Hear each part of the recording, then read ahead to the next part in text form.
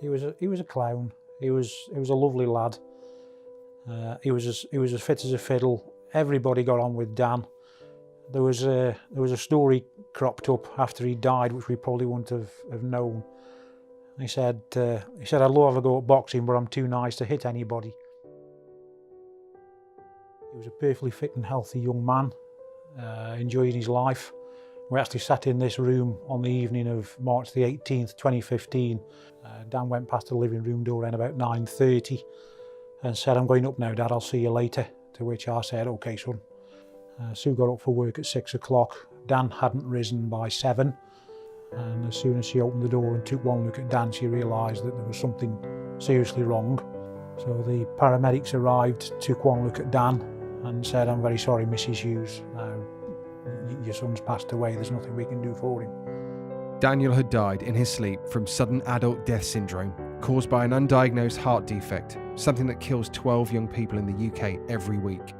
After his funeral, Sue and David started raising funds for the charity Cardiac Risk in the Young. And it was only when the undertaker came to see us after the funeral with the donations that had been made, and we said to him, "We don't know what to do with this money, we don't know where to go or what to do with it." He said, "Well, take a look on CRY's website, have a look, see if that's the sort of thing you want to get involved in." We spoke to him over the phone, exchanged a few emails, and we decided that it was something we wanted to do. Raising enough money to screen Dan's close friends and his football teammates and his work colleagues.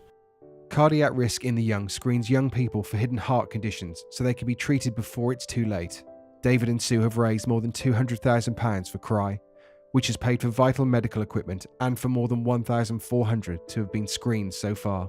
Since Daniel's death in 2015, his parents, Dave and Sue Hughes, his family, his friends and the wider community have gone to incredible lengths to prevent young sudden deaths.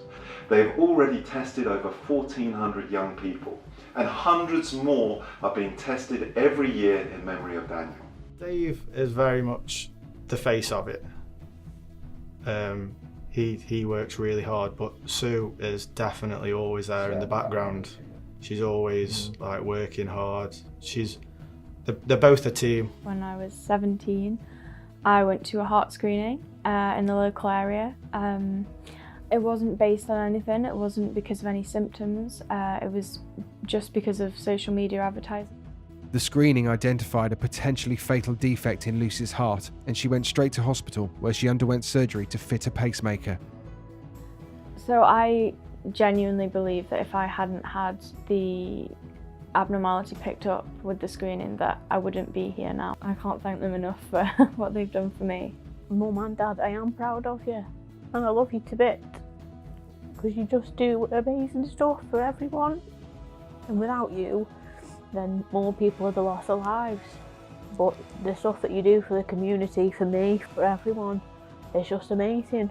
We get the pleasure from the events that we do, when people will come up to you and say, "Well, when's Dan's cricket tournament? When's Dan's football tournament?"